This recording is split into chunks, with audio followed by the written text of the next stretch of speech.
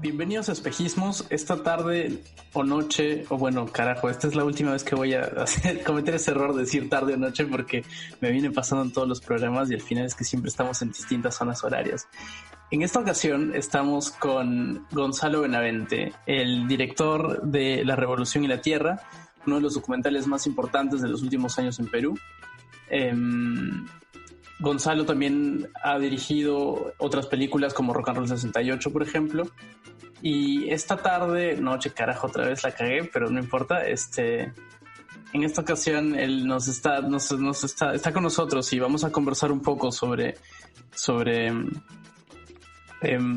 cine y sobre su visión de cine y sobre La Revolución y la Tierra, sus pelis, un poco su recorrido y sus experiencias, ¿no? Gonzalo, muchas gracias por estar con nosotros, gracias por aceptar la invitación. No, gracias Javier por la invitación. Siempre es bonito hablar de La Revolución de la Tierra. Nos entusiasma mucho, así que está bueno. Bueno, vos, quería empezar la entrevista con una pregunta un poquitito fuera de contexto, como te decía ya hace un ratito, y es ¿qué tan terapéutico consideras el cine, si es que lo consideras terapéutico, ¿no? Sí, bueno, creo que es una buena pregunta porque lo es en definitiva, ¿no? Una película es un viaje de varios años que te ayuda a conocerte más, ¿no? A conocerse más uno mismo, conocer más su entorno, la sociedad a la que pertenece, etcétera, ¿no? Finalmente, las películas cuentan historias que tienen que ver con quienes las cuentan, ¿no? Digamos, yo estoy aquí dando la entrevista, soy el director, etcétera, pero son historias que se cuentan de manera colectiva también, ¿no? En equipo, y cada una colabora de alguna manera, ¿no? A esa historia, a enriquecerla. Pero en el proceso, como dices, uno se va conociendo, ¿no? Vas identificando qué es lo que quieres contar, qué te parece importante, qué te parece significativo. Quizás tienes como un punto de partida. En este caso de La Revolución de la Tierra fue quizás la reforma agraria, ¿no? Tenía un tema que no conocíamos, un poco enterrado en la memoria de un país que tiene una memoria muy frágil. Y en el proceso nos dimos cuenta de que nos interesaba, digamos, contar sobre la reforma agraria, porque si uno ve el documental quizás no explora demasiado en la productividad, en las sites, en los super sites, en las cooperativas, etcétera, ¿no? Que son temas importantes, por supuesto, pero no nos motivaban tanto a nosotros, ¿no? A lo que nos movía, por lo que queríamos contar una historia, es porque entendíamos que había algo en la reforma agraria que iba más allá de lo que nos habían contado. Y fue un proceso de varios años, justamente, y por eso lo traigo a colación, porque con Grecia Barberi, co-guionista de la película y directora de arte también de La Revolución de la Tierra, descubrimos que no trataba de la reforma agraria específicamente, ¿no? Sino que era más un punto de no retorno en una historia mucho más larga que nos interesaba contar, que era la de la lucha por la ciudadanía, que eran luchas campesinas, que eran luchas de los pueblos, y dentro de la cual se inserta quizás Velasco y otros personajes, por supuesto, ¿no? Pero es una historia muy larga, ¿no? Entonces, eso no lo sabíamos al inicio, lo supimos creo al año 3, una cosa así. Y volviendo un poco a las entrevistas, igual estaba ahí, ¿no? Solo que no lo teníamos tan claro, no tan presente. Entonces, creo que sí es un proceso de conocerse, de conocer qué historias están dentro de nosotros y nosotras cuando queremos contarlas, ¿no? A veces no lo tenemos tan claro, como la terapia, justamente, ¿no? Y en el proceso nos vamos dando cuenta de quiénes somos, y de quiénes somos y de qué historias queremos contar. Eso es súper curioso, cuando lo mencionas me hace pensar, claro, nosotros, por ejemplo, cada que despertamos nos contamos la historia, o cada que nos vemos al espejo nos contamos la historia, ya, yo soy Javier, yo soy Gonzalo, este es quien quiero ser, este es quien he sido, y parte de lo que nos constituye como identidad son nuestras memorias, ¿no? Y es prácticamente lo que también está planteado en el proceso del documental. Qué memoria estamos reconstruyendo, qué memoria estamos representando y qué estamos reservando de eso que sucedió, que pues por ejemplo yo generacionalmente no tengo idea, o sea, ni en el colegio no lo estudié, y en segundas que pues mi generación no tuvo mucho que ver con eso, estamos muchas décadas después. Pero yo le preguntaba a mi mamá, por ejemplo, si ella qué le habían contado, qué se había acordado, ¿no? Y era una laguna bastante grande, ¿no?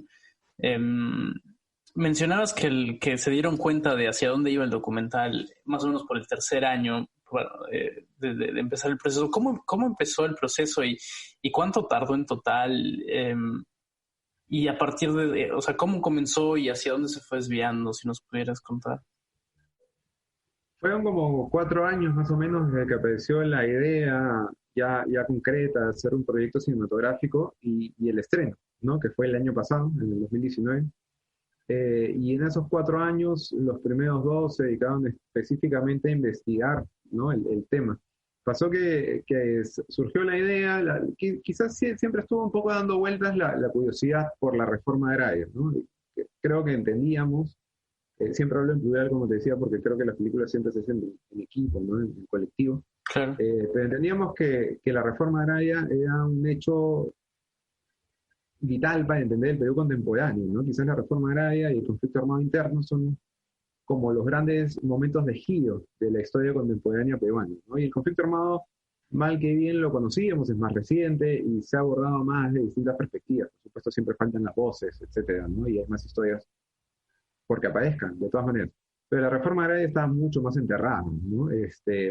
Quizás en los círculos académicos sí se había investigado mucho, pero no había trascendido a otros espacios. Entonces, nació igual, digamos, yo también pertenezco a una generación y todos los del equipo posterior a la reforma agraria, ¿no? Todos hemos nacido en los primeros 80s, quizás, o durante la década de los 80s. Entonces, al principio había como este interés, ¿no? De ver si había algo más allá de lo que habíamos escuchado en el colegio, que eran tres onceras, ¿no? Que Velasco atrasó el Perú 30 años, que acabó con el rock y que no dejó tocar a Santana, una cosa así. Y no más que eso, ¿no? Y uno no lo cuestiona y termina quedando, pues, ¿no? Pero sentíamos que había mucho más, sobre todo en términos sociales, ¿no? Pues se hablaba, si se volvía a la reforma agraria, se volvían a hablar de los bonos, de la productividad, etcétera, ¿no? No de la reivindicación social que sentíamos que había. Yo siempre cuento que igual que un hecho puntual que nos animó también a buscar más en esta historia fue en la campaña del 2016. Maísa Aglave, candidata en ese momento al Congreso, dijo en una entrevista, no me acuerdo qué medio, que la reforma agraria, dentro de las muchas cosas que uno podría criticarle, tuvo alguna cosa positiva. Una cosa fue bien cauta, digamos, ¿no? La manera en que lo dijo. Y aún así hubo un carramontón mediático tremendo, ¿no? Por supuesto, vivimos en una sociedad absolutamente machista, entonces, siendo una candidata mujer también, digamos, se prestó a mucha crítica, ¿no? Injusta, por supuesto, ¿no? Entonces ahí también nos dimos cuenta de que quizás era momento de revisar realmente esta historia, ¿no?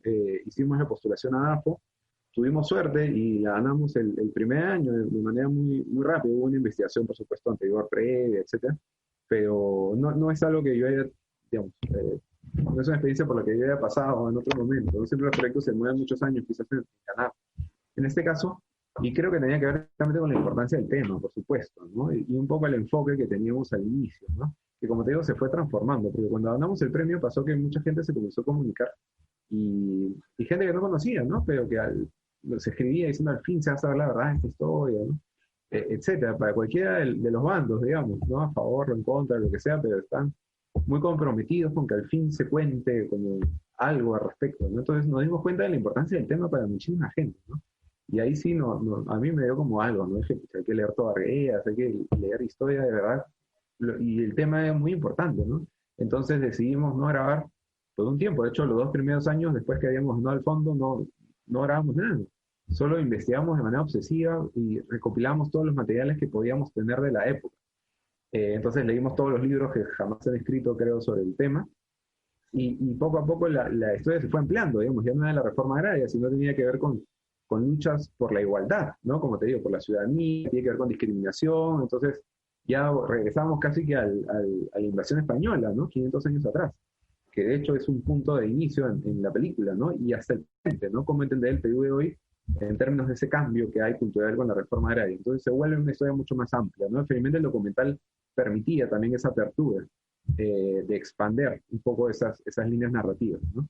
Y eso fue, entonces de ahí comenzamos a grabar, hicimos las entrevistas, unos viajes, uno a Cusco, fue a Haciendas, terminamos yendo a la convención, nos encontramos con un párroco calero que llevaba varios días y que nadie en Cusco, nadie había escuchado del párroco calero, ¿no? Nos agarró un poco de imprevisto, comenzamos a grabar, y ahí salió una de las escenas creo más potentes del documental, ¿no? No quiero spoilear a alguien si no lo ha visto, pero tiene que ver con la parte final, ¿no? Y nos encontramos también con una situación que no teníamos en mente. Nosotros, en ese momento, hasta ese momento, eso fue clave para la película. Pensábamos que estábamos contando una historia del pasado y nada más. En ese momento nos dimos cuenta que no, que es una historia del presente, es una lucha que sigue hasta el día de hoy, que se va transformando, por supuesto, tiene otras formas, otras maneras de operar, pero la lucha continúa y la historia continúa por lo tanto. Entonces nos dimos cuenta de la importancia que tenía también para el presente de esa historia, ¿no? Ahí cambió un poco también la dinámica. Y finalmente se estrenó en el 2019, estuvimos solo en 20 salas, digamos, haciendo una comparación, estrenamos junto al Joker, el Joker estuvo en 370 salas, nosotros estuvimos en 20, pero felizmente la gente se enganchó mucho con la película desde el inicio. Creo que más allá de las virtudes que pueda no tener la película y que no me corresponde a mí comentar, tiene que ver con un tema que se invisibilizó por mucho tiempo y que era muy importante para mucha gente ver la película. Entonces, la gente viajaba de una región a otra para verla, iba muchas veces y llegaba a otro grupo de personas para que vieran la película y al final hicimos como 90.000 personas y se volvió el documental más visto del cine peruano y es algo que agradecemos mucho y sabemos que no es mérito nuestro, sino es más bien, tristemente, es por un vacío gigantesco que hay en la memoria de este país, ¿no? Y hay como verdades o maneras de entender la realidad que no son legítimas para mucha gente y que no se permiten a veces decir en voz alta. Creo que el documental ha contribuido a que mucha gente pueda sentir que su visión del mundo sí es legítima, ¿no? Porque fue negada sistemáticamente por mucho tiempo y eso es triste también.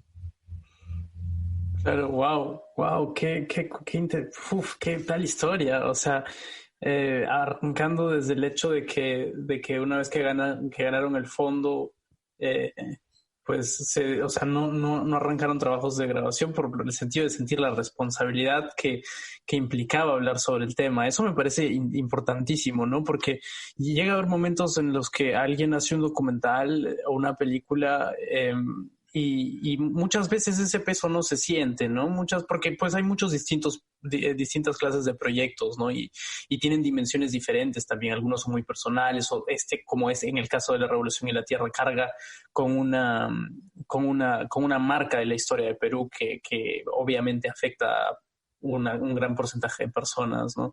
Y me parece un momento epifánico, la verdad, en el que se puedan dar cuenta, carajo, que acá estamos haciendo algo grande y tenemos que hacerlo bien, porque esto es algo que merece hacerse bien, por como que justicia histórica, digamos, ¿no? Qué momento para interesante. Y después me parece aún más interesante la idea de, una vez que se ha hecho toda esta investigación, una vez que se ha revisado todo este pasado, se empiecen los trabajos de rodaje y se encuentren con que esto que acaban de investigar siga sucediendo, o sea, siga presente y plasmado dentro de todas las dinámicas e interacciones entre peruanos, ¿no? Eh, eso es, creo que la experiencia que ha tenido el equipo de La Revolución en la Tierra al hacer el documental es una experiencia, es conocer a Perú de una forma muy, muy particular. Y creo que justo esa forma de conocer Perú se transmite un poco en la película. Eh, y eso me parece muy, muy lindo, me parece muy, muy, muy, muy lindo. Lo que me causó curiosidad era también preguntar cómo fue entonces el proceso de edición de la peli. Es decir, una vez que ustedes ya recolectaron el material que debían recolectar, más no sé qué llegó primero, si eso y luego el material de archivo, o cómo fue que se conjuntó todo, porque en un momento mencionaste también que al estar investigando encontraron enlaces que los llevan hasta la propia conquista española, etcétera, porque pues cuando hablamos de historia, y sobre todo si hablamos de historia contándola desde una enunciación posmoderna como hoy, en la que la estamos deconstruyendo y viendo qué pasó y cómo se articulan los discursos, ahí nos damos cuenta que todo está vinculado con todo, ¿no? Entonces, yo me puedo imaginar tú, el editor y el equipo sentado con el material pensando, ¿y ahora cómo hacemos que esto tenga sentido, no?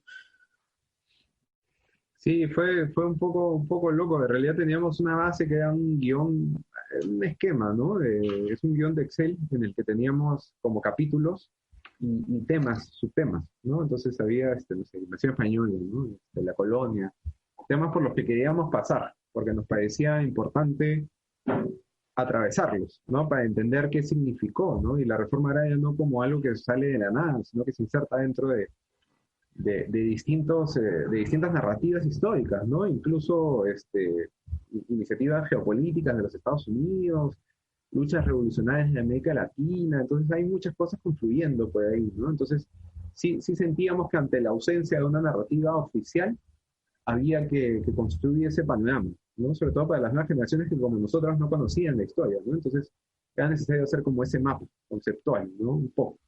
Que irremediablemente tiene una linealidad, ¿no? Digamos, el cine igual trabaja en el tiempo, ¿no? Tiene un inicio, un medio y un final, digamos, es más difícil tener cierta libertad de explorar en un medio que siempre apunta hacia adelante en la proyección cinematográfica, quiero decir.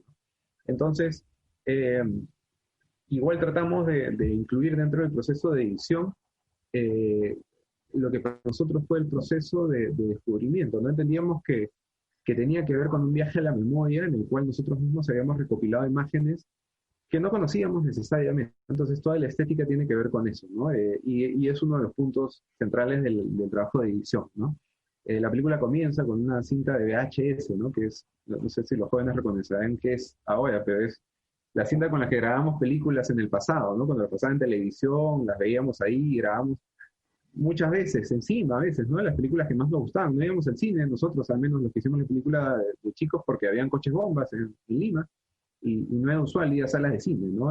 Uno experimentaba el cine a través de la televisión y grababa las imágenes que te sonaban. Entonces, hay esa idea, ¿no? De la cinta de VHS como una especie de alegoría de la memoria, ¿no? Una metáfora, en todo caso, de cómo funciona la memoria, con imágenes que aparecen, que se esfuman en algún momento, son efímeras, después reaparecen, ¿no? Persisten.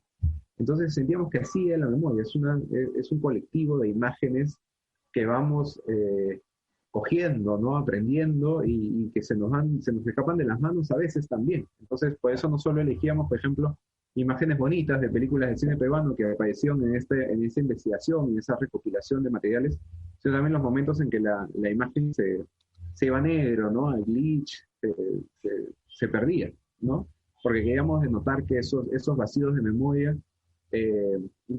mostrarlos de una manera, ¿no? Sin que alguien venga y te diga este fluido que seguramente es muy aburrido lo que estoy diciendo en este momento, sino en la misma materialidad de la película, ¿no? De la textura. Entonces, al final fue esa estética de videotape, un poco la que primó a la hora del proceso de edición, de acercarnos al proceso de edición. Pero también éramos bien conscientes de que queríamos contarle esta historia a una nueva generación. Alguien que no supiera nada quizás de la reforma agraria. Entonces, que alguien pudiera entenderlo sin necesidad de saber quién fue Velasco o en fin, ¿no? Entonces, en la parte de las entrevistas sí queríamos construir una narrativa, no solo hablar a nosotros mismos, a gente que supiera más o menos el tema, algo, ¿no? Sino en verdad que sirva como un puente para otras personas, ¿no? Entonces, sí fuimos, tratamos de ser bien articulados, se lo voy a contar esa historia, justamente ante la ausencia de un mapa mayor, de una historia oficial, nos parecía importante hacer esa cobertura, ¿no? Y más bien jugar en lo sensible, ¿no? Lo estético, más bien a las imágenes, a los sonidos que iban apareciendo, ¿no? Y esta idea de la memoria como una cinta de VHS, etc. Entonces, y también es un ritmo dinámico el de la edición, porque finalmente está hecho y que se va haciendo cada vez más dinámico hacia el final, ¿no? Porque la idea es conectar con esas nuevas generaciones, ¿no? Donde hay otros lenguajes también que van apareciendo, etcétera, otros ritmos. Entonces, en realidad fue más que nada ese proceso de descubrimiento que hemos tenido nosotros durante la investigación, cómo trasladarlo al espectador y al espectador. Eso fue un poco el ejercicio, ¿no? Entonces nos juntamos con Chino Pinto, coeditamos la película con Chino, y bueno, Grecia, co-guionista de la película que mencioné hace un rato, también estuvo en todo el proceso. Y en verdad Chino venía a mi casa y ahí veíamos el material, avanzábamos un rato, él tenía una chamba de publicidad en ese tiempo, así que estábamos un par de horas y se iba, y yo seguía viendo el material, ¿no? En algún momento ya comenzaba a meter mano y el día siguiente venía Chino, lo veíamos, etcétera, y así íbamos avanzando, ¿no? Con Chino Pinto igual, él fue mi asistente de edición, yo edité Rock and Roll 68 y él recién comenzaba y fue mi asistente y ahora ya fuimos coeditores esta vez. Así que ya nos une igual una amistad de mucho tiempo, ¿no? Entonces, y su estilo igual creo que fue muy importante también para encontrarle como la onda a la revolución, ¿no? Que tiene como un corte como bien ágil, creo, es entretenida, pese a que son temas a veces pesados, ¿no? Y no es tan corta tampoco, ¿no? Digamos, un distribuidor siempre te va a decir que tu documental no puede ver más de hora y 20 porque, porque digamos, es lo ideal, ¿no? Porque así puede programar una función más en el día y obtener más plata. Pero sabíamos que tenía que ver lo que tenía que ver, ¿no? Para que se cuente la historia de la mejor manera posible. Entonces, aún así, igual pese a que es 1 hora y 50, creo que se cuenta bien, ¿no? Creo que igual no es tan pesada, pero bueno, no sé, esa es mi opinión. Quizás no más popular.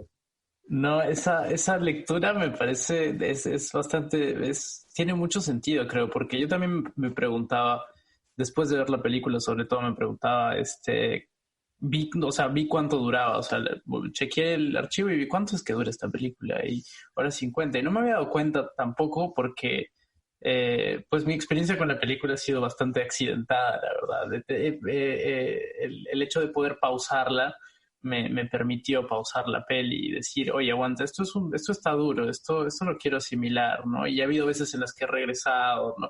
Es una cuestión que me imagino es por la modalidad, porque yo la compré cuando la pusieron en Vimeo. Y creo que también fue eso, ¿no? Fue ver ciertas imágenes que tenían un corte que yo jamás pensé que iba a ver, ¿no? Y en algún momento fue como que, pero volviendo a la idea de la edición, es cierto que es bastante ágil, se deja, em, tiene un ritmo que deja respirar cuando se tiene que respirar, que acumula la información. Yo al final también me pregunté, pues me acaban de contar todo un periodo de tiempo gigantesco y, y no siento como si hubiera sido un periodo de tiempo gigantesco, ¿no?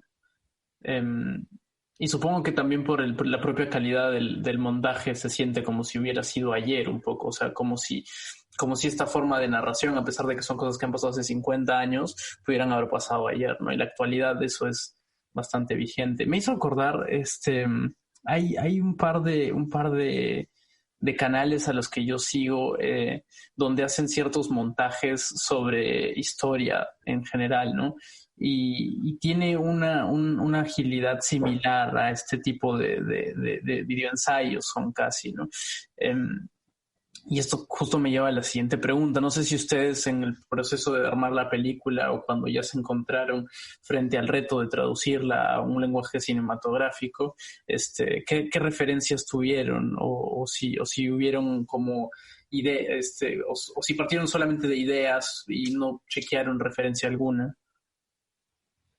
Sí, yo soy bien malo para contestar esa pregunta siempre porque yo a mis alumnos en la universidad siempre les prohíbo que traigan referencias, ¿no? Porque normalmente las referencias son una búsqueda de materiales sensibles, les digo yo, ¿no? Que pueden ser imágenes fotográficas, pinturas, música, etcétera, literatura, lo que fuera, y cada uno las procesa a su manera, ¿no? Entendiendo, digamos, con qué conecta más y con eso construye un relato un poco en su cabeza, ¿no? Entonces, la referencia cinematográfica allá en particular es de alguien que ya ha pasado por ese proceso, ¿no? Entonces, yo prefiero no traer materiales tan procesados, ¿no? Y que no sea como un modelo en el cual podemos insertar los materiales que nosotros vamos encontrando, sino encontrar una forma propia, ¿no? Digamos, como nosotros lo veamos, ¿no? Que puede ser, digamos, algo positivo o negativo, como alguien lo quiera ver, pero un poco el camino al que apuntamos es eso, ¿no? Entonces teníamos más como una intuición de por dónde queríamos ir. Por supuesto, igual tratamos de ver todos los documentales posibles y seguramente de ahí salieron muchas cosas, ¿no? Pero digamos, a nivel consciente no había necesariamente un modelo específico al cual quisiéramos replicar. Sí, igual creo que algunos documentales que fueron importantes, no en términos de estética necesariamente, pero sí de cómo osificaban la información, quizás. Fueron 13, de Edward Borney, y I'm Not Your Negro, que hablan de las luchas de la comunidad afroamericana en los Estados Unidos, ¿no? Y finalmente ambos también cuentan una historia mucho más larga, ¿no? Y cada uno desde una perspectiva específica, ¿no?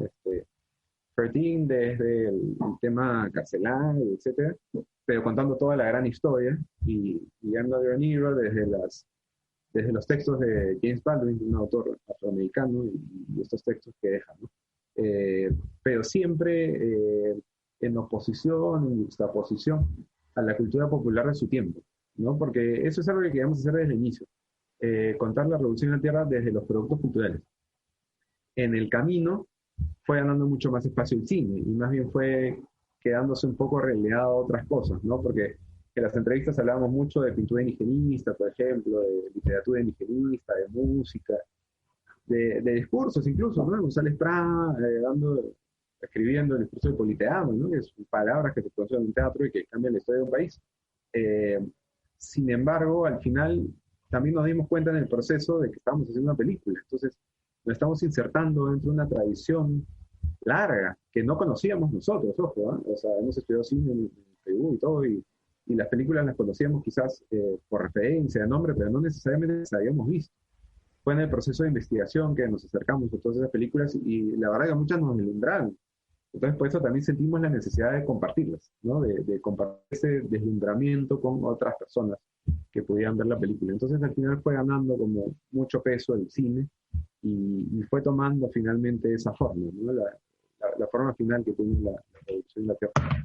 Claro, me parece eso bacán porque de alguna forma se nota también cada que la peli divaga porque es bien interesante, ¿no? El hecho de utilizar material de archivo de películas es como poner sobre la mesa modos de representación y lo mismo que intenta hacer el documental al fin y al cabo es explicar por qué es que tenemos las formas de representación que tenemos hoy, ¿no?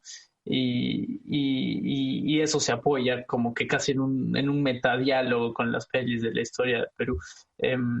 Que me imagino, como acabas de mencionar, debe haber sido un viaje bastante interesante, ¿no? Pasar por esas pelis que probablemente uno no hubiera ido o sea, uno hubiera llegado a ver esas películas si no fuera porque está trabajando un tema parecido, ¿no?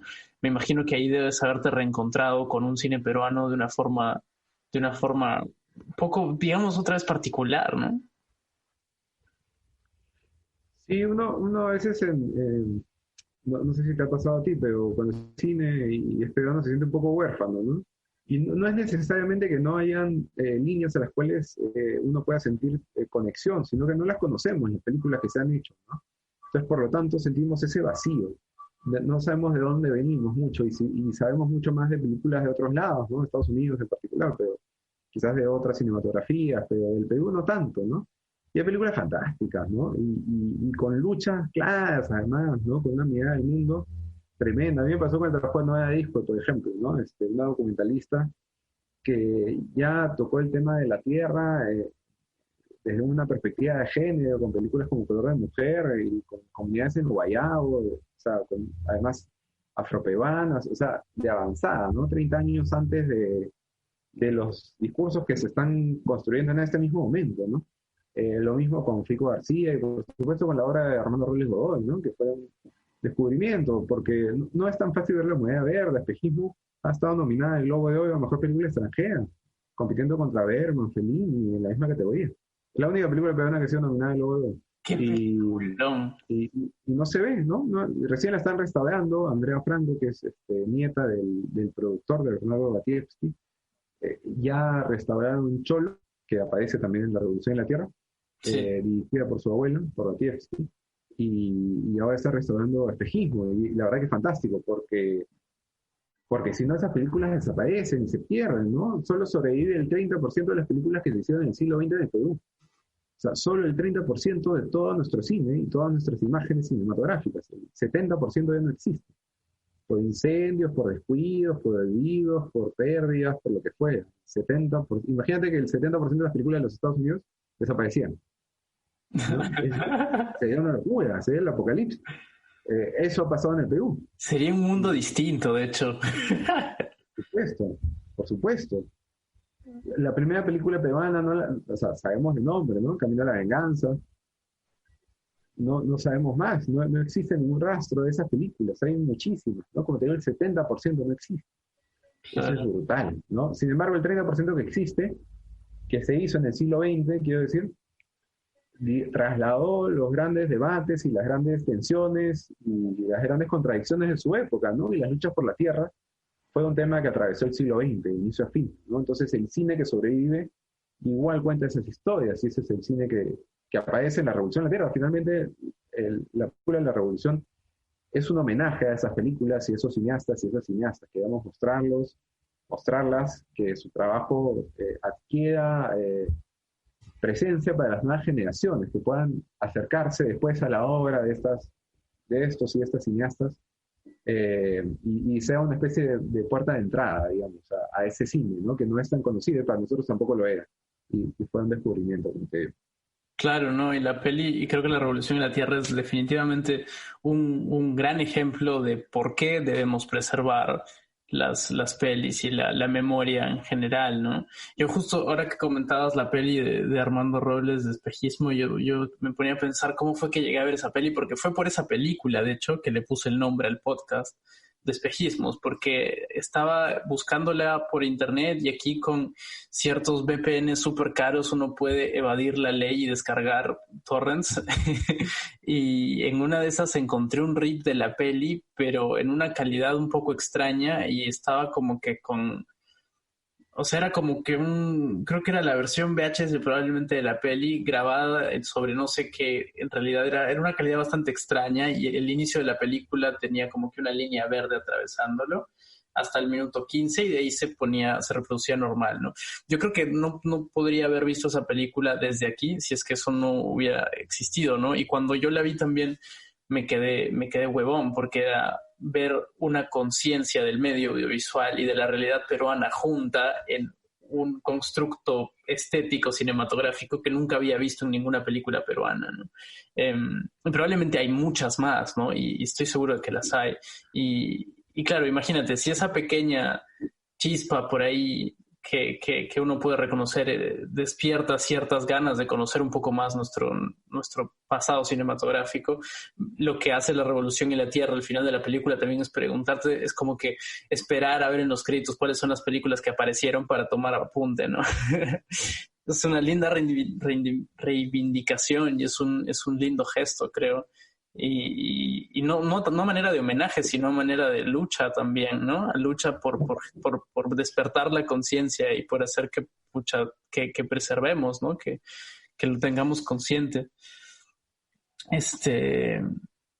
Y después de todo este proceso de terminar la película, de armar, no sé, yo me imagino eh, que una vez que la tuvieron terminada, también fue una gran pregunta, ok, ¿y ahora cómo hacemos? ¿Cómo va a tener la peli una mejor vida, ¿no? O sea, una vida más larga. ¿Cómo fue su estrategia? O sea, ¿cómo la pensaron, la distribución? Sí, nosotros ya habíamos hablado con un distribuidor, New Century Films. Ya con ellos había trabajado yo en Rock and Roll 68. Entonces conocí a Jorge Lichetti, que es el gerente general de New Century, que es quienes distribuyen las películas de Warner en el Perú. Entonces, antes las de Fox, pero Fox ya fue vendida a Disney, ¿no? Entonces, ahora ellos exclusivamente distribuyen Warner. Entonces, es un distribuidor grande, ¿no? Lo que creo que es, y además son honestos, ¿no? Que siempre es importante. Y igual fue una lucha, ¿no? Que nos abran salas de cine. Yo y los del equipo estábamos muy concentrados en escapar un poco de los circuitos oficiales del documental, ¿no? No porque el documental quiere estar ahí necesariamente, sino porque es donde lo ponen, que es en cines de San Isidro, de Surco y de Miraflores, ¿no? Que son como algunos distritos en los cuales hay ese tipo de películas, por algún prejuicio, ¿no? Nosotros sentíamos que nuestra película le hablaba mucho más a la gente que podía estar en Lima Norte, en Lima Este, en Lima Sur, por ejemplo, ¿no? Que podía venir de entornos migrantes, y por supuesto en regiones también, ¿no? Donde quizás el recuerdo, la memoria de la reforma agraria iba a coincidir un poco más con la que construye la película, ¿no? Con el imaginario que construye la película. Entonces fue por supuesto un camino arduo que se abrían como algunos espacios por ahí. Y bueno, se trabajó mucho en redes porque no teníamos plata para nada más, y se hizo la campaña por ahí. Algo que fue bien importante creo para el proceso de marketing, si se quiere, los cineastas no sabemos nada de esas cosas, así que estamos en constante aprendizaje, al menos en Perú, ni de distribución ni nada. Pero tuvimos una conversación con un amigo nuestro, que es un excelente marketero y no necesariamente le interesa mucho la reforma agraria. y nos hizo darnos cuenta de que la gente que ya conocía el tema, que ya estaba sensibilizada, iba a ir. Necesitamos conectar con otro público para que realmente creciera la posibilidad de que más gente viera la película, ¿no? Y gente, iba bien, ¿no? Comenzamos con memes y ya explotó, ¿no? Sí se volvió como mucho más grande, ¿no? Perdóname, es que se estuvo cortando un poquito lo último que mencionaste. Te quedaste en llegar a otros públicos, no los que ya estaban sensibilizados con el tema. Sí, queríamos llegar a otros públicos, ¿no? Que la película no se quedara entre gente que quizás ya conocía el tema, ya estuviera sensibilizada con eso, sino que realmente podía llegar a otras personas que quizás no lo supieran todavía, pero también podían tener cierta cercanía a la historia que estábamos contando, ¿no? Entonces comenzamos con esto, ¿no? Y hacía estos videos pues, con contenido un poco político, ¿no? De Allende, de Velasco, etcétera.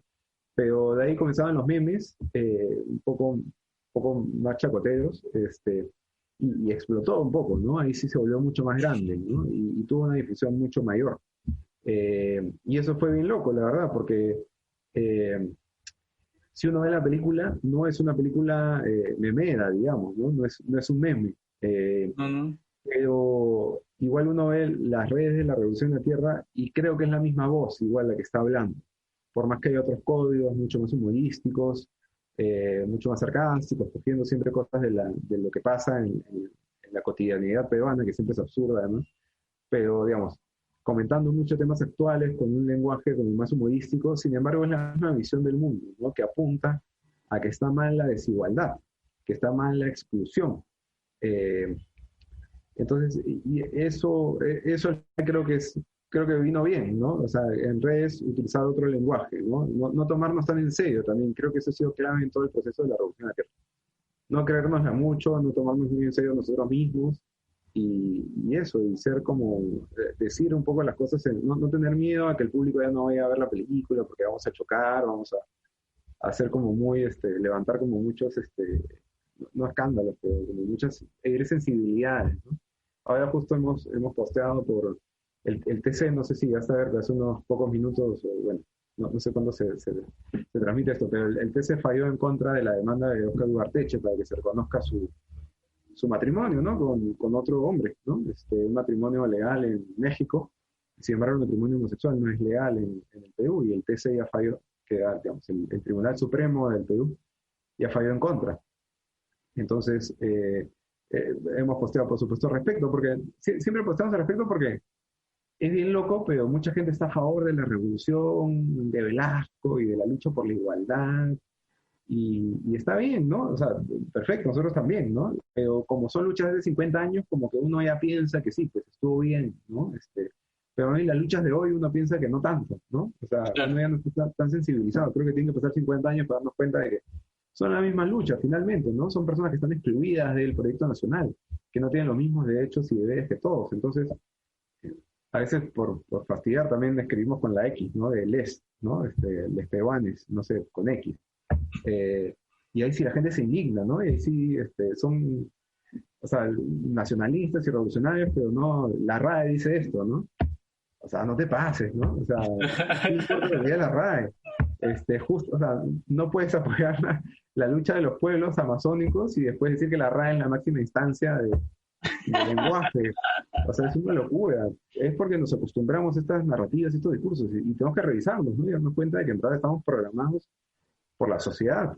Y todo lo que sabemos del mundo es una programación. Y a veces tenemos que también desprogramarnos un poco, ¿no? Y darnos cuenta de que el camino es un poco la inclusión y la igualdad. Entonces, a eso va la película, creo. Entonces, esas luchas del pasado siguen estando presentes hoy en día, también con los mismos pueblos originarios, ojo, pero también con otras comunidades, ¿no? Que no participan de la historia de la Revolución de la Tierra, pero que siguen siendo desplazadas, ¿no? Por la oficialidad, por el proyecto nacional, que es el Perú, que iba a cumplir 200 años y nos hemos dado cuenta que no somos tan exitosos como pensábamos que lo éramos hasta hace un año, ¿no?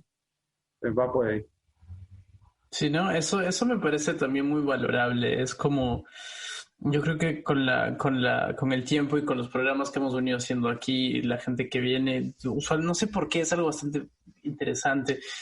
Muchas de las veces llegamos a conversar de esto que es la coherencia, ¿no? La coherencia del discurso que uno está proponiendo dentro de una película y al mismo tiempo todo lo que de la película se desprende, qué tan coherente debe ser consigo mismo, ¿no? Porque sobre todo en este caso que también es una cuestión político y de orden social, ¿no? Hay una especie de responsabilidad extra dentro de esta coherencia, ¿no?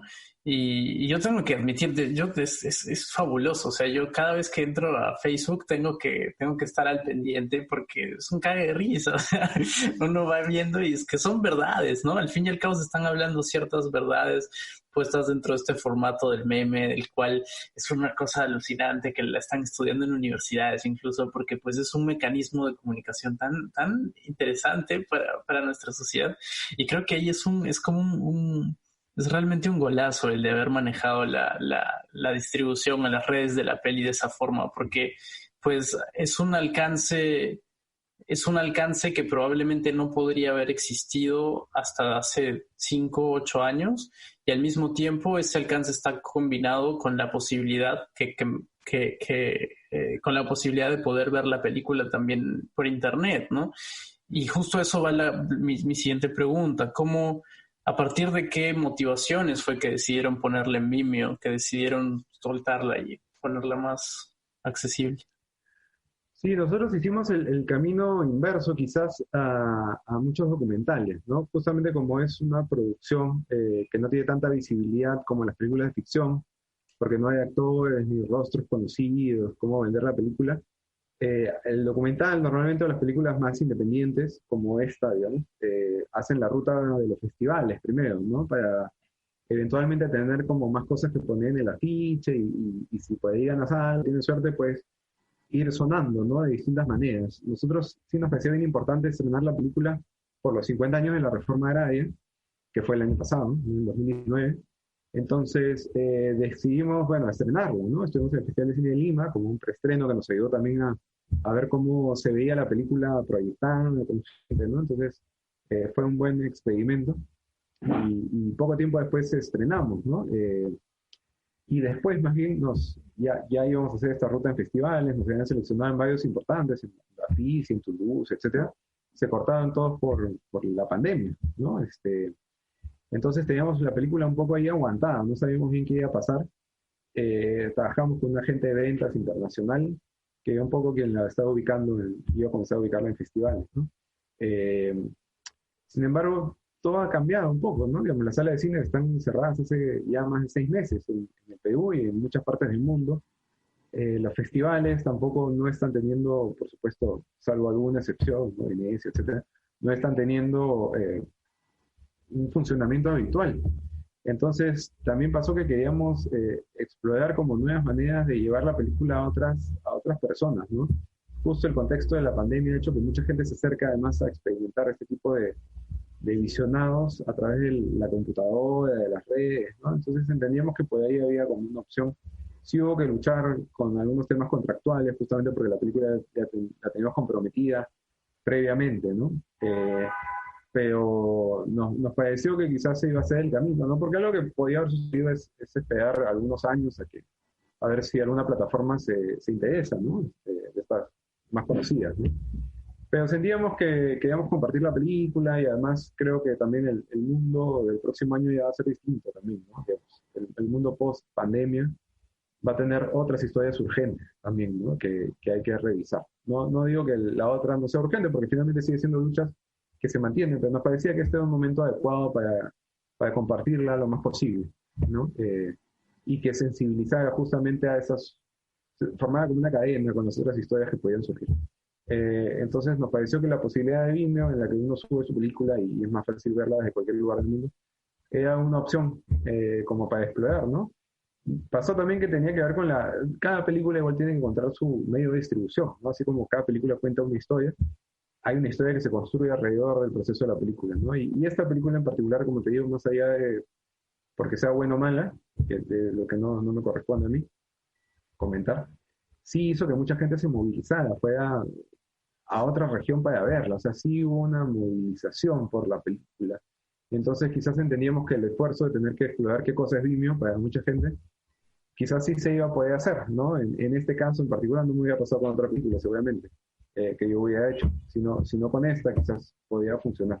Entonces la hicimos y el primer mes, digamos todo octubre, lo hicimos en España con la gente de Somos Amazonía, y un porcentaje importante se iba a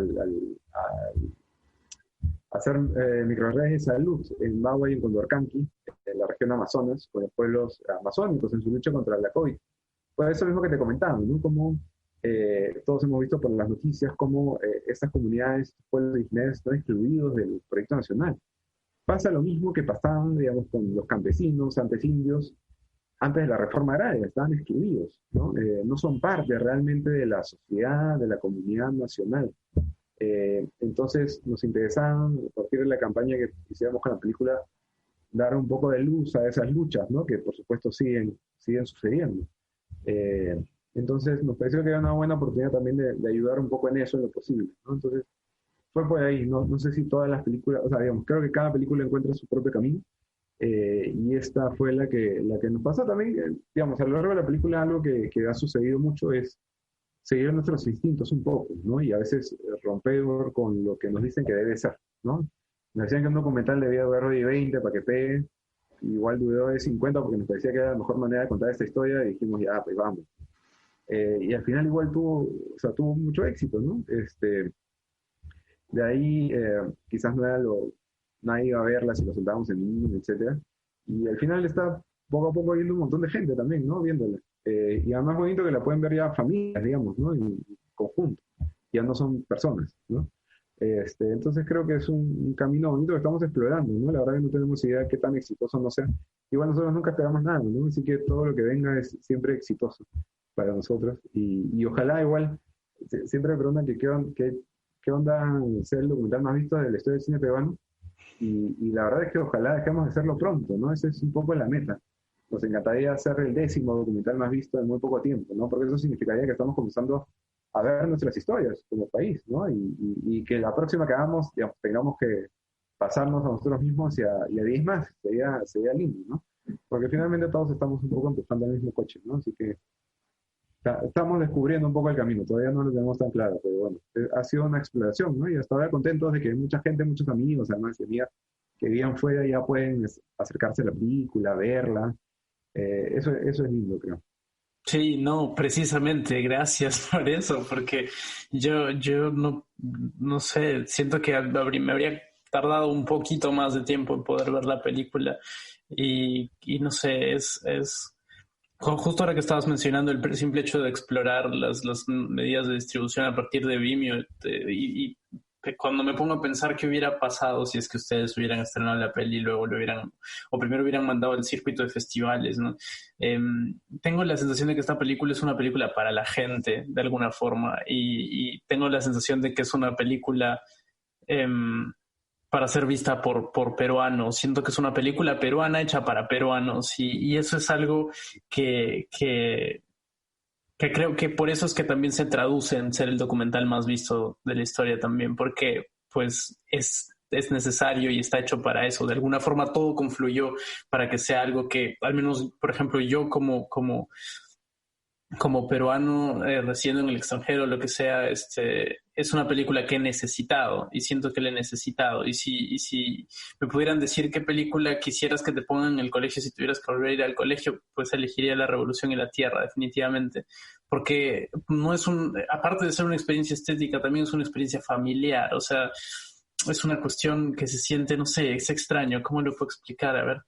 Mira, para ser preciso, yo hace un par de años fui a España de vacaciones, y cuando fui a España llegué a Madrid y sentí que estaba en Lima, pero que todos hablaban con acento español, pero en Lima, ¿no?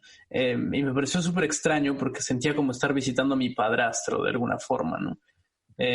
Y en esta visión, en esta rareza, esta extrañeza de dónde vengo, porque es que es así, qué tan extraño es esto, hay una sensación de vínculos familiares de alguna manera de ese lugar de donde vienes, ¿no? Lo mismo me pasó cuando vi La Revolución en la Tierra. Cuando vi eso, reconocí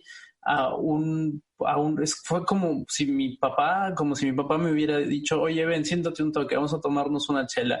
Y me hubiera contado una de las historias de su adolescencia, de la cual lo hizo ser quien es ahora, ¿no? Una cosa así. Y esa cercanía, esa familiaridad que se consigue, me parece que es por eso que digo que es una película de peruanos para peruanos, sobre el Perú, ¿no? Al fin y al cabo. Y es eso lo que la hace tan interesante también. Y ahora que mencionas esto, que familias pueden verla, también creo que el impacto con eso es un poco distinto, ¿no? Porque imagínate una conversación de cena después de haber visto la película, ¿no? ¿Cómo va a charlar la familia mientras está comiendo el pollo a la brasa en la casa o qué sé yo, mientras están, no sé, alistándose para ir a la iglesia, por ejemplo, qué sé yo, no sé, o sea, cómo se pone a pensar todos los pequeños rituales que pueden seguirle a compartir ese momento con la película es sensacional, ¿no? Y aparte que esto es otra de las cosas por las cuales tenemos que agradecerte, al menos yo y creo que todos los cineastas peruanos, es que has abierto una puerta para muchas discusiones, para muchas ideas que probablemente muchos estábamos teniendo, para incluso nuevas formas de incurrir en cómo ver la historia de Perú y en cómo tratarla, en cómo conversar, en cómo dialogar, en qué nuevos diálogos establecer. Y y eso no es algo muy pequeño, ¿no? Eso es un trabajo que no sé, a mí me llena así de emoción de decir, joder, gracias por eso. Es realmente genial que puedas darnos la chance de ir hacia esos lugares, ¿no? Y más aún ahora que logramos conversar y que tu discurso es completamente coherente con tu película. Es como que, joder, este es el tipo de personas que me hacen sonreír. Gracias por eso, en verdad. Muchas gracias, qué lindas palabras, los agradezco mucho.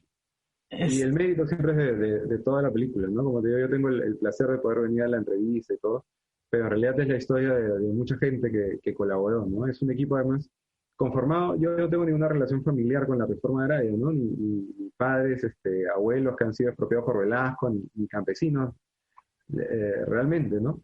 Pero sí, por parte del equipo tenía abuelos de los Andes, quechohablantes, campesinos, entonces también creo que por ese lado es que terminamos contando también ese lado de la historia, ¿no? Entonces, te agradezco muchísimo las palabras, la verdad que significa mucho y creo que en todo caso los méritos siempre son compartidos, ¿no? Por la gente que participó de este proyecto, ¿no? Finalmente las películas siempre se hacen en equipo, son colectivas y siempre hay alguien que deja algo único, ¿no? Si un director, digamos, termina cerrando la película tal y cual ya la imaginó, no hizo bien su trabajo, ¿no? Porque no hizo que toda esta gente dejara algo que haga que crezca, ¿no? Entonces creo que eso es lo bonito de la revolución, que es mucha gente creyó en el proyecto, o bueno, éramos un equipo chico, ¿no? Pero digamos, creyó mucho en el proyecto y fue creciendo gracias a eso, ¿no? A esa colaboración. ¿No? Se nota el esfuerzo en conjunto también, y eso también es importante recalcarlo, ¿no? Y también es interesante recalcar que yo creo que todo el equipo no es el mismo o sea, después de terminar la película, como eran cuando empezaron haciéndola. Y eso es lo lindo del cine, eso es el lindo de estos proyectos, eso es lo bacán. Gonzalo, estamos llegando ya cerca al final de la entrevista. Yo quería preguntarte a modo de curiosidad, después de que probablemente has visto muchas más películas peruanas de las que yo he visto y de las que probablemente bastantes personas han tenido la posibilidad de ver, no sé si pudieras darnos unas cuantas que te hayan impresionado mucho y que crees que son, bueno, probablemente todas son dignas de ser vistas, pero que pudieras recomendar. Sí, bueno, son muchísimas, creo, ¿no? Creo que una favorita es La Moneda Verde, sin duda, de Robles Godoy. Tuvimos la posibilidad de verla en una copia, la única copia que existe en celuloide en 16 milímetros, que la proyectamos y la grabamos en 4K. La verdad que fue un honor. Esa la vimos sin sonido nomás. Pero igual fue lindo verla con esa calidad, ¿no? Porque uno cuando ve La Moneda Verde solo ve como una versión muy chancada que está quizás por ahí dando vueltas, ¿no? Entonces La Muralla, Diría que la obra de Noé Nadis, pues, es muy importante, en particular Ronan Kaiki, que es el documental que hace a Saturnino Wilca, el líder sindical, que aparece en muchas películas del cine peruano, ¿no? Es una presencia, que, incluso en películas bolivianas, ¿no? De Jorge Sanginés también aparece Saturnino Wilca hablando de qué he hecho, etc.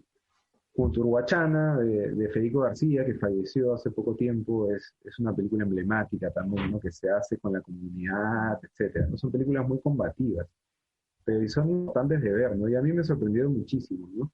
Hay películas con las que no sintonizo tanto en términos de lo que cuentan, ¿no?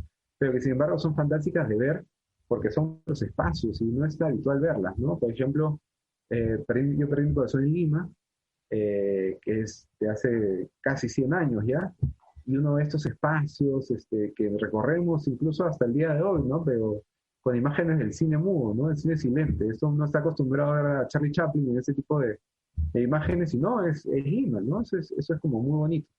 Más allá de que los discursos están un poco fuera de su tiempo, fuera de este tiempo, ¿no? Pero es lindo, películas como Cuculi, ¿no? Que se ven los Alpes, ¿no? Y ese color en Cuculi es fantástico, ¿no? No normalmente recuerda con ese tipo de color las películas de Heidi de la época, ¿no? Los Alpes suizos, y no, hay películas de los Andes peruanos también, ¿no? Entonces es lindo reconocer en nuestras imágenes esa historia que no nos cuentan, que está como perdida, está extraviada, pero sin embargo está ahí, ¿no? Entonces también la importancia del archivo es muy importante. Y eso es algo que quisimos un poco visibilizar de alguna manera con la revolución también, ¿no? De cómo esas imágenes finalmente constituyen nuestra historia. La historia no existe en realidad, ¿no? Es una especie de acuerdo que tiene que ver con revisar nuestras imágenes, nuestras palabras, nuestros sonidos y llegar a un tipo de acuerdo colectivo con algunas, ¿no? A aceptarlas como nuestras. Entonces es algo que constantemente tiene que estarse revisando. Y si nuestras imágenes desaparecen, desaparece la materia prima con la cual vamos a llegar a esos acuerdos y conocer ese pasado. Entonces, eso nos parecía importante. Entonces, yo recomendaría comenzar por La Moneda Verde, Espejismo, por supuesto, que es el nombre de este podcast, bueno, parecido, ¿no? Espejismos, pero es una película también fantástica, ¿no? Por la obra de Noana de Iscue, de Federico García, y hay muchísimas películas que vemos. A mí una que me encanta, en realidad, que es posterior, es Las Malas Intenciones, de Rosario García Montero, es quizás mi película peruana favorita, eh, y es la experiencia de una niña en los 80s, que reflexiona un poco sobre su entorno y sobre su sociedad, ¿no? Es una niña de clase alta, y desde ese lugar del mundo también observa esta violencia que comienza en el país, ¿no? La del terrorismo, el sendero luminoso, etc. Es una película que a mí me gusta mucho, pero hay muchísimas, ¿no? Los recomiendo a ver las imágenes que aparecen en la Revolución de la Tierra y buscar un poco las que les gusten, ¿no? Unipacha es una película sensacional también, que muy generosamente, todos los y las cineastas que dan sus películas en la Revolución de la Tierra lo hicieron de manera desinteresada y fueron muy generosos y muy generosas, y lo seguimos agradeciendo y siempre lo vamos a hacer. Pero Unipacha también es una película muy poderosa, ¿no? Habla de Neymar, es ya como otra mirada de esa historia también, ¿no? Entonces, Sí. es lindo poder ver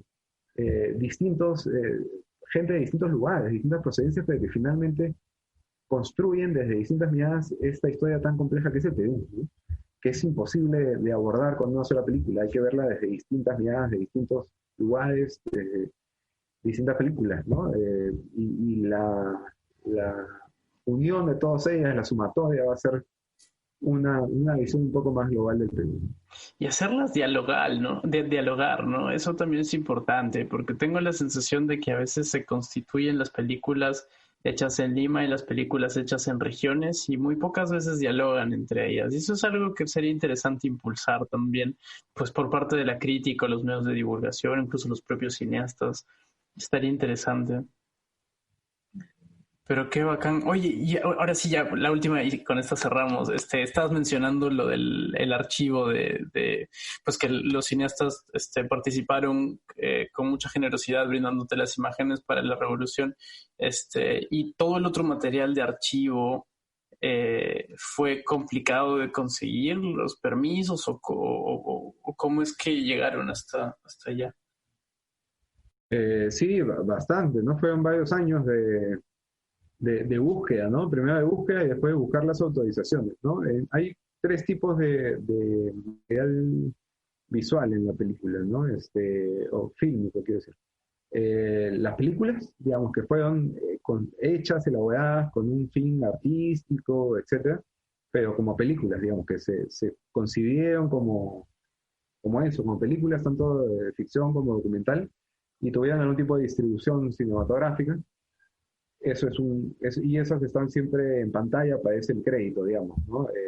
Están diferenciadas en ese sentido. Porque otro tipo de materiales que hay son materiales periodísticos, ¿no?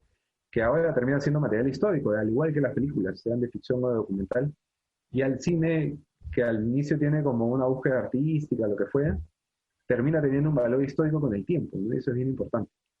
Entonces tenemos las películas, tenemos los archivos de canales y periodísticos en general, y tenemos los archivos familiares, que pueden ser fotografías o pueden ser material en video, etc. Entonces, esas tres líneas fueron las que se combinan en la Revolución y la Tierra, y también fue por personas que han de alguna manera custodiado ciertos archivos, ¿no? Que mucha gente quizás daba por obsoletos, que ya querían votar, pero gente que decía, no, esto hay que guardarlo, ¿no? Y alguna gente incluso se contactó con nosotros, ¿no? Nosotros buscamos por mucho tiempo, pero también había gente que se acercaba y decía, yo tengo estos videos, estos archivos, quizás sirvan, ¿no?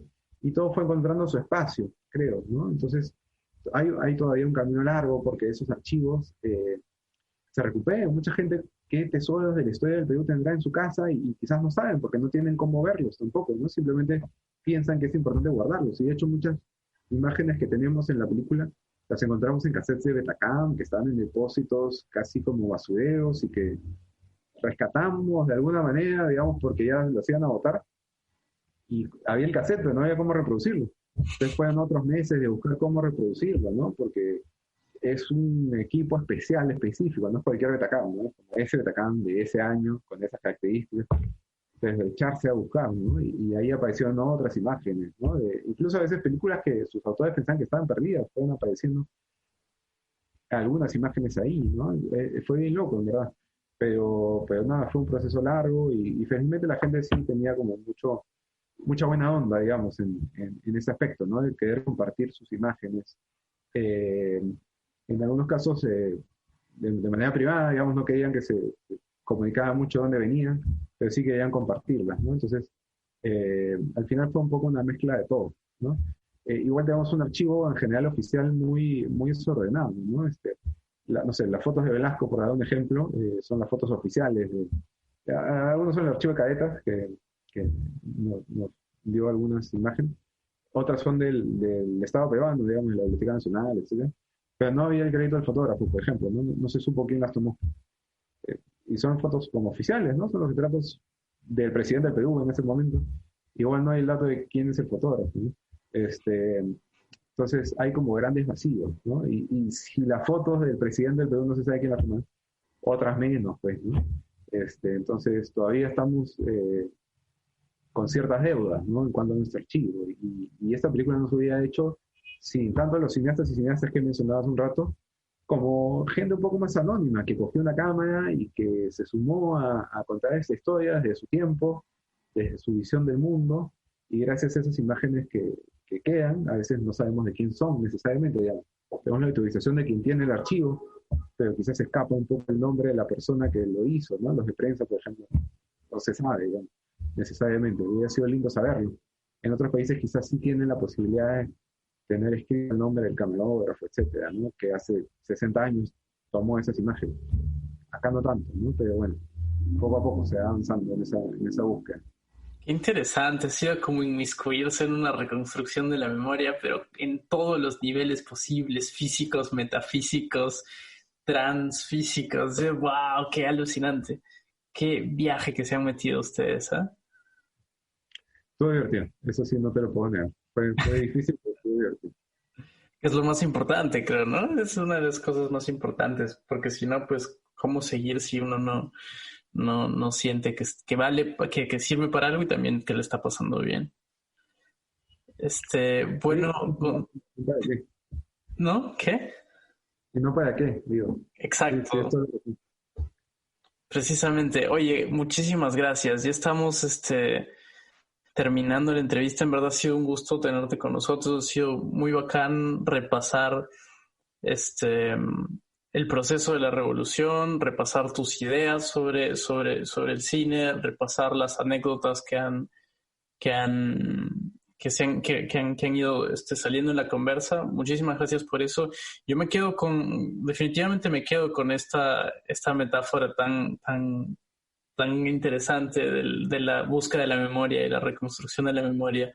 Y definitivamente es que es interesantísimo imaginármelos recolectando los videos que son pedacitos de esta memoria tan grande y esa memoria se construye de la memoria de muchísimos otros que intentan enviarles videos o imágenes que encuentran ustedes, y es como que creo que no hay manera más literal de entablar esta metáfora en realidad, ¿no? Es una suma de imágenes que todas conforman, es como si fuera un collage que al final terminara formando la bandera de Perú, ¿no? Y eso me parece magnífico, es muy, muy interesante. No sé, es bien, bien bacán. Me quedo con esa idea y me quedo con esto de hacer, que hay muchas veces en las que hay veces que hacemos cine para nosotros, pero cuando digo nosotros, digo para el pueblo o para el país o para las personas, más que hacer un cine en pos de determinada experiencia individual, ¿no? Y pues claro, todo el mundo es libre de hacer lo que quiera y ninguno tiene más o menor mérito que el otro. Simplemente es chévere reconocer que existe la posibilidad también de hacer un cine así. Y que ahora, después de la Revolución y la Tierra en Perú, al menos creo que hay espacio para un poco más cines de este tipo de cine, y que me parece necesario y me parece también reconfortante. Genial, sí, ese es un poco ojalá, ¿no? Ojalá sirva para que muchas cadenas de cine no piensen que el documental es un espacio que no va a ir gente, ¿no? Yo creo que los peruanos y los sí queremos ver nuestra historia, ¿no? Pasa que hay muchos documentales excelentes que no se pueden ver porque no les dan salas, ¿no? Creo que el gran problema del cine peruano actualmente es que el decreto de urgencia aprobado, digamos, nuestra actual ley de cine no ataca, ¿no? Entonces es un problema que estamos dejando un poco para después, ¿no? Para la ley que venga dentro de 10 o 20 años, que cada 20 años va cambiando, ¿no? Pero sí, es un problema. Espero que la revolución ojalá sirva para que se abran más espacios a los documentales, ¿no? O a películas, en todo caso, que tengan una búsqueda no tan evidente o no tan parecida a lo que está en nuestra cartelera por todos lados, ¿no? Sería lindo, ojalá, vamos a ver, ¿no? Igual es difícil siempre abrir ese espacio en cine. A veces tienen como situaciones contradictorias. No sé, que ya estamos con el tiempo, simplemente contar que habían regiones en las que estábamos, se agotaban las entradas. En Cusco, la última función se quedaron 600 personas afuera. Y hay videos de las 600 personas que querían entrar y no pudieron. Y no nos renovaron. Y te cambian por una película que no necesariamente va a ir gente, pero digamos, ya fue comprada en paquete por la distribuidora, etcétera. Entonces, ya ni siquiera la lógica del libre mercado aplica, ¿no? O sea, es una locura realmente. Y sí es un problema para las películas, porque se hacen, demora años, el Estado invierte incluso, ¿no? Porque se hacen muchos con fotos de AFO y no se pueden ver.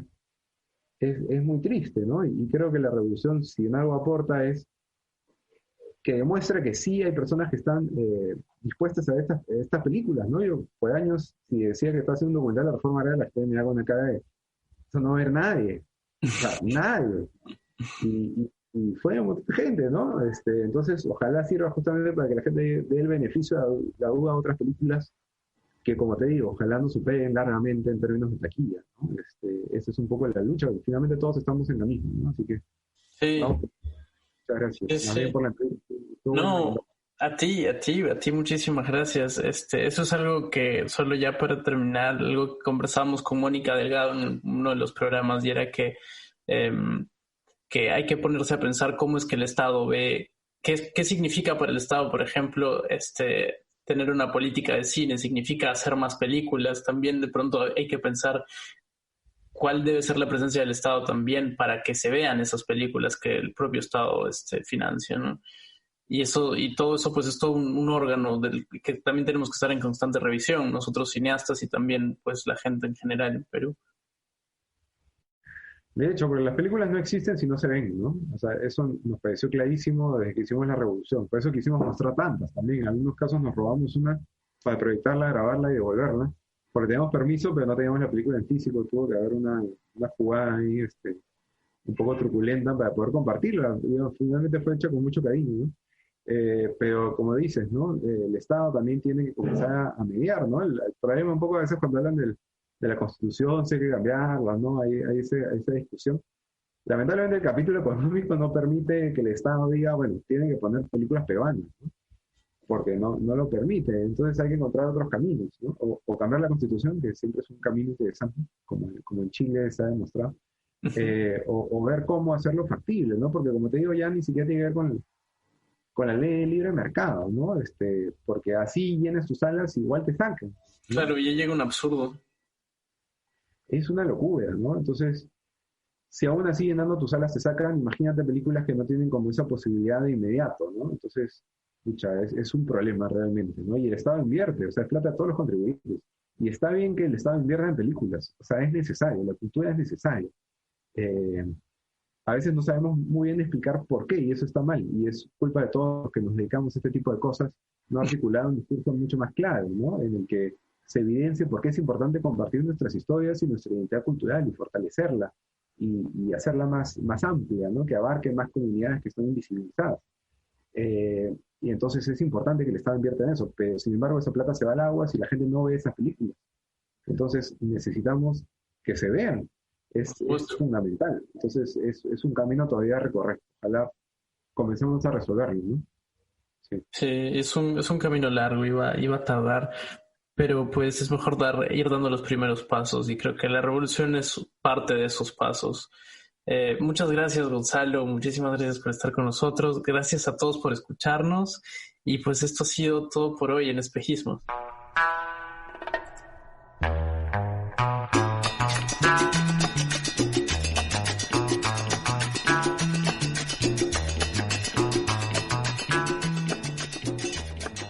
Yo soy Javier Lazo y esto es Espejismos. Gracias por escucharnos y no se olviden que estrenamos episodio cada jueves y nos pueden escuchar en Spotify, en Evox, en Apple Podcast y también en YouTube. También pueden encontrarnos en Facebook e Instagram como Espejismos Podcast. Ahí vamos a ir anunciando quiénes serán los siguientes invitados, vamos a subir algo de material y vamos a estar linkeando también a nuestros invitados. Así que síganos y muchas gracias por escucharnos y hasta la próxima.